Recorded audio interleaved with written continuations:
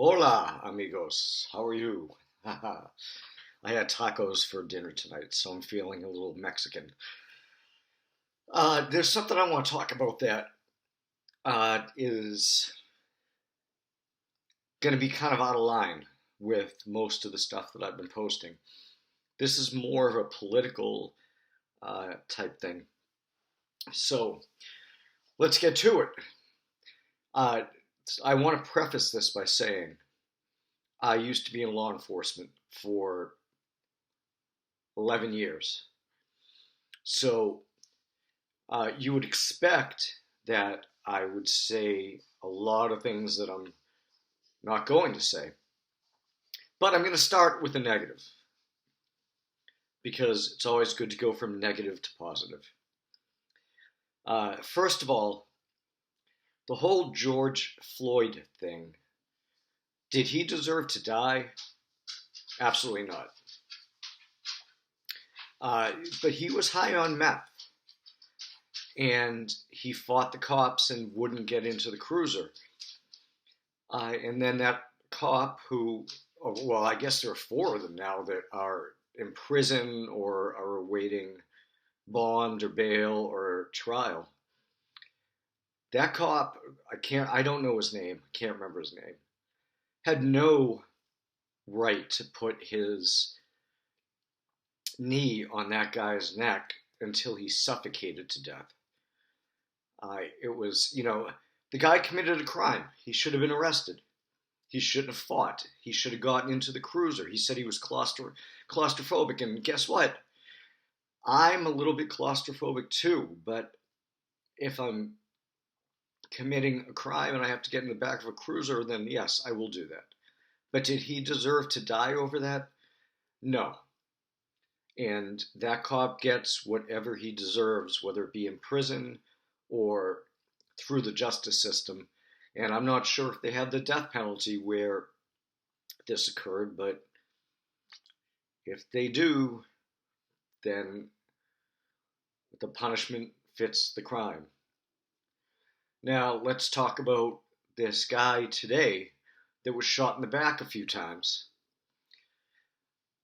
Let's be honest.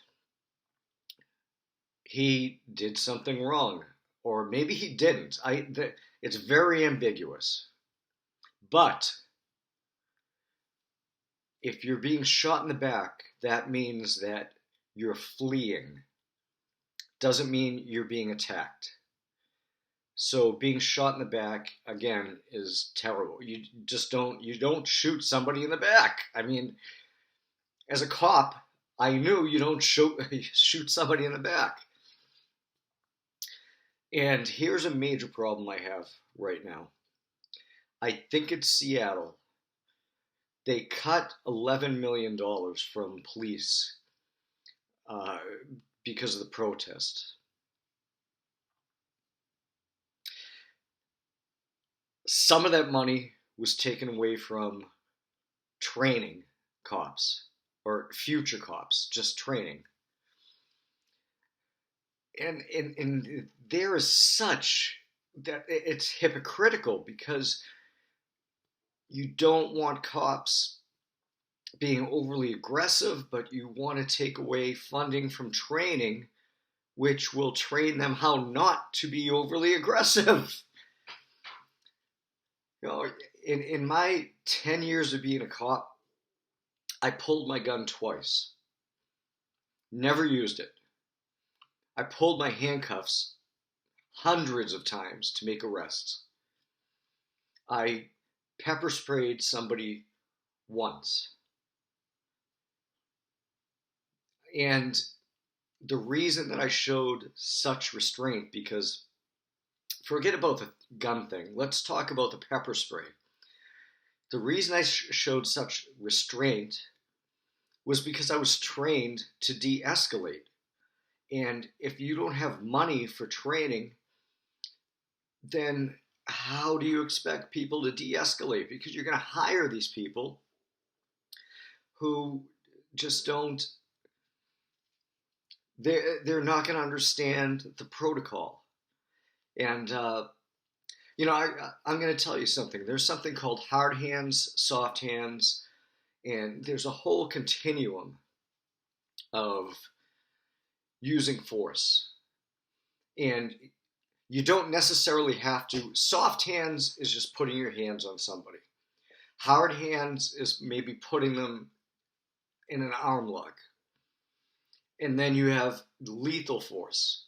And then you have chemical force. Obviously, chemical comes before lethal. But the continuum doesn't always go that way. If you're using soft hands and somebody turns on you and pulls a knife or a gun, then you immediately go to lethal. You don't skip this continuum. And the reason I know that is because I was trained. I was trained well. I was trained for 26 weeks. But if you take funding away, there's going to be a gap in how people react. So that's my little rant on that. I'm going to switch to something different right now that makes me happy. My puppy, little Brooke, my little girl, she's doing a lot better. She can't jump on the bed as easily anymore. She tries once, twice, 3 times, and then eventually either she makes it or I have to lift her up. But she's doing a little bit better. And as an update for me, I start school tomorrow. My first class is tomorrow. I'm excited about that because I've been bored the entire summer, haven't had anything to do. And it's going to be a class in race and crime, which is going to be difficult, I think, for me because I have such strong opinions on that, which I just expressed. And then Wednesday, I get into places and spaces, which is sociology, and that's a new foray for me. Never been in sociology, so that's going to be it's going to be a lot scary. And then I start advanced research because I have to publish. And what I'm thinking about doing, and you're going to have to hold on so I can look to the right. I'm thinking about doing the effect of quarantine on alcohol usage among maybe everybody or maybe just among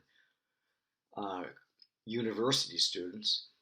And I'm thinking about doing CHOP.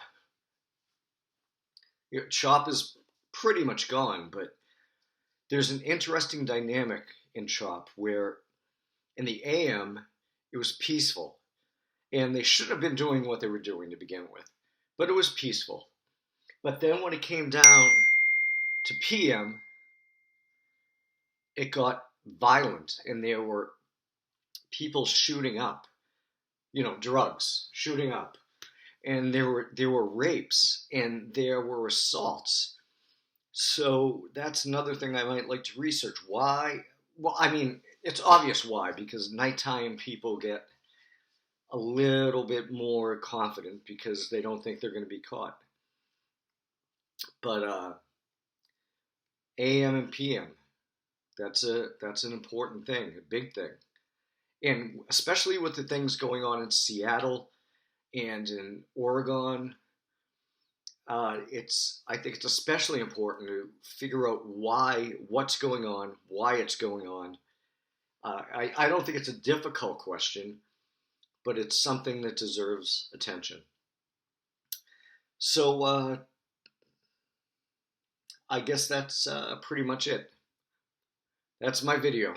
And again, as I always say, I hope you have a good night. Hope you have a good week. And keep the faith.